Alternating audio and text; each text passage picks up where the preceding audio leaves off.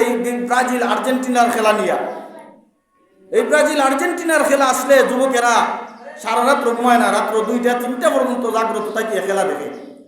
কিন্তু অনেকে আছে জুমার নামাজে পর্যন্ত আসে না, 5 ওয়াক্ত নামাজে আসে না। কিন্তু এটা তো মুসলমানের ধর্ম অনুসারে তোমার ফরজ নামাজ যাইতেছে, এটার দিকে কোনো দেন নাই খেয়াল নাই। রাত্র 3টা পর্যন্ত জাগ্রত থাকিয়া কি করতেছে, এই আর্জেন্টিনা ব্রাজিলের খেলা দেখতেছে। অথচ এই আর্জেন্টিনা ব্রাজিলের যারা আপনার যারা বসবাস করতেছে তারা সকালের নাস্তা করে শুকরের মাংস দিয়ে, অর্থাৎ যেইগুলা সম্পূর্ণ ইসলাম ধর্ম অনুসারে হারাম। এই কিছুদিন আগেও তো ফিলিস্তিনের শিশুদেরকে নির্যাতন করার জন্য এই আর্জেন্টিনার মানুষ সাদা পর্যন্ত দিছে। এই আর্জেন্টিনা আমরা সাপোর্ট করতেছি। এই ব্রাজিলের মানুষ এরা কি করতেছে, শুকরের মাংস দিয়ে সকালের নাস্তা যাদের দেশে এই মুসলমানের আজান দেওয়া নিষিদ্ধ, এইগুলো নিয়ে আমরা মারামারি, এই দলগঞ্জের মধ্যে মারামারি হয়েছে ব্রাজিল আর্জেন্টিনা সাপোর্ট নিয়ে খেলা নিয়ে 50 জন আহত। এইগুলা মানুষ এই ইহুদিদেরকে অনুসরণ করতেছে। নেইমারের যদি কেউ কিছু হয়, যারা ব্রাজিল সাপোর্টার এদের রক্ত গরম হয়ে যায়। আর মেসিরে যদি কিছু হয়, যারা আর্জেন্টিনা সাপোর্ট করে তাদের রক্ত গরম হয়ে যায়। কিন্তু সে তো আমার আপনার কিছু নয়। মান আহাব্বা ফাহুয়া বিকাউমিন, যে যারা অনুসরণ করবো তার সাথে তার হাসর হবে।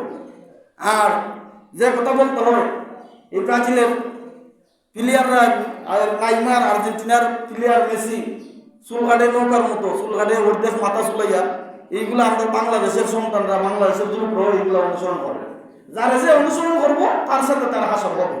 তোমার চুল কাটা, মুসলমানের চুল কাটা এইটা তো না, এটা তুমি ইহুদির অনুসরণ করতেছো, তাইলে তো তুমি ইহুদির কি হয়ে যাইতেছো, অনুসারী হয়ে যাইতেছো। তুমি মুসলমান, তোমার জন্য এটা জায়েজ নয়। এরপরে আমরা আরো দেখতেছি আপনার, বিশেষ করে যে কথা না বললে না হয়, যে বিবাহ হইলে, মুসলমানি কাজ হইলে এই আপনার ডিজে গান আইনা বাজানো হইতেছে, এইগুলা আইনা মাটি খাওয়াইতেছেন, পাশে কবরস্থানের মাটিও তো কাঁপতেছে। সময়ের ব্যবধানে আপনিও তো একদিন এই কবরে যাবেন, আপনারাও তো একদিন এই মাটি কাঁপাইবেন। সুতরাং মুরব্বীদের কাছে আমার অনুরোধ থাকবে, এইগুলা বন্ধ করেন।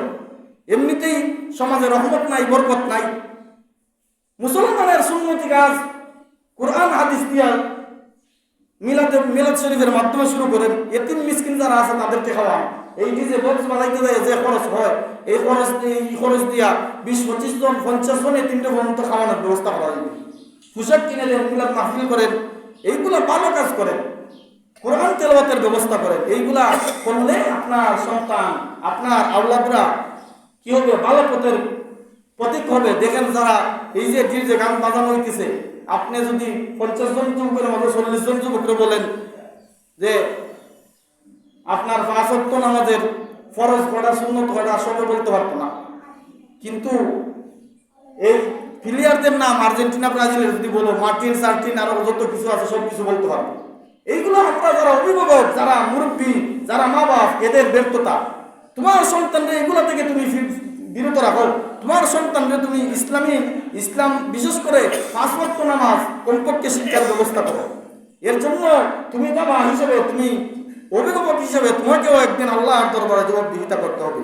যাই হোক, আল্লাহ রাব্বুল আলামিন আমাদের প্রত্যেককেই সঠিক বুঝদান করুন। আমরা যেন সঠিক জিনিস বুঝে ফেলতে পারি, আমরা যেন সঠিকভাবে এই দিন ইসলাম মেনে চলতে পারি। আল্লাহ রাব্বুল আলামিন যেন সেই তৌফিক দান করেন। আমিন ইয়া রাব্বুল আলামিন।